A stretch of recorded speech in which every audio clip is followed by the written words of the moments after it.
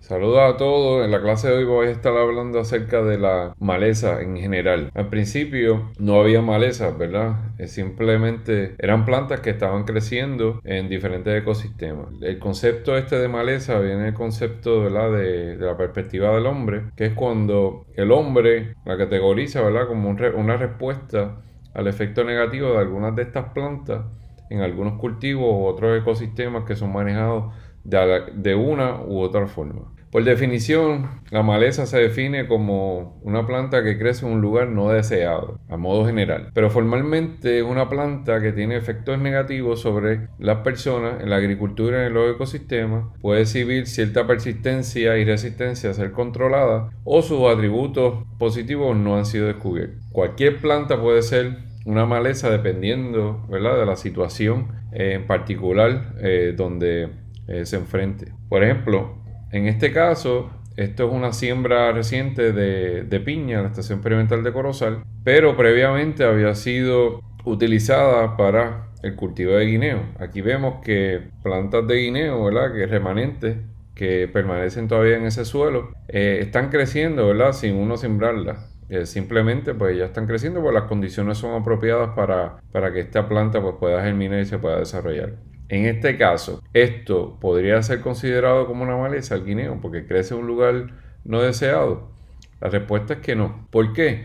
Porque el guineo es un cultivo y no necesariamente, ¿verdad?, responde a las características típicas esperadas de una maleza. Por eso es que con estas características pues podemos identificar mejor cuáles son estas plantas que causan problemas en la agricultura. Por ejemplo, las malezas pues tienen adaptabilidad a diferentes condiciones ambientales. Su tasa reproductiva es bien alta, o sea, producen gran cantidad de semilla viable y producen estructuras vegetativas como tubérculos y rizomas que les permiten, ¿verdad?, crecer o reproducirse de manera sexual. Y también pueden competir eficientemente y son de crecimiento rápido. Aquí tenemos una tabla donde se presentan diferentes malezas y la cantidad de semillas que produce cada planta. Y como vemos, ¿verdad?, tanto el Cyperus esculentus puede producir alrededor de 2000 semillas por planta, hasta Amaranthus espinoso que puede producir hasta 235.000 semillas por planta. Así que esto representa, ¿verdad?, una amenaza para poder controlar este tipo de plantas. Aquí tenemos Cyperus esculentus creciendo a través de un plástico, ¿verdad?, una siembra, utilizando plástico. Y en la mano derecha pues tenemos a Amaranthus dubius. Esta pues produce numerosas semillas cada una de las plantas. Así que son plantas bien comunes, malezas bien comunes en la agricultura de Puerto Rico. Aquí tenemos Portulaca oleracea, comúnmente, ¿verdad?, conocida como verdolaga. Se utiliza también para ensaladas en algunas situaciones, en algunas instancias, pero también puede causar muchos problemas en la agricultura. Y Leucine indica, en su mano derecha, que es una gramínea bastante problemática en diferentes ecosistemas. Hay ciertos términos que se interrelacionan y se utilizan para referirnos a las malezas. El primero es cuando se habla de plantas exóticas, también conocida como planta no nativa. Es toda especie, no importa si es una maleza, si es una planta que no tiene las características de maleza. Se considera una planta exótica cuando es una especie introducida a un nuevo continente. Cuando se escucha, ¿verdad?, el término plantas invasoras, básicamente a finales de la década del 90, en una orden ejecutiva para darle un poco de cara a nivel de manejo, diferentes ecosistemas, diferentes situaciones de diferentes plantas, el presidente Bill Clinton pues define como una especie no nativa aquellas introducidas que pueden causar daños económicos, daños ambientales o a la salud humana.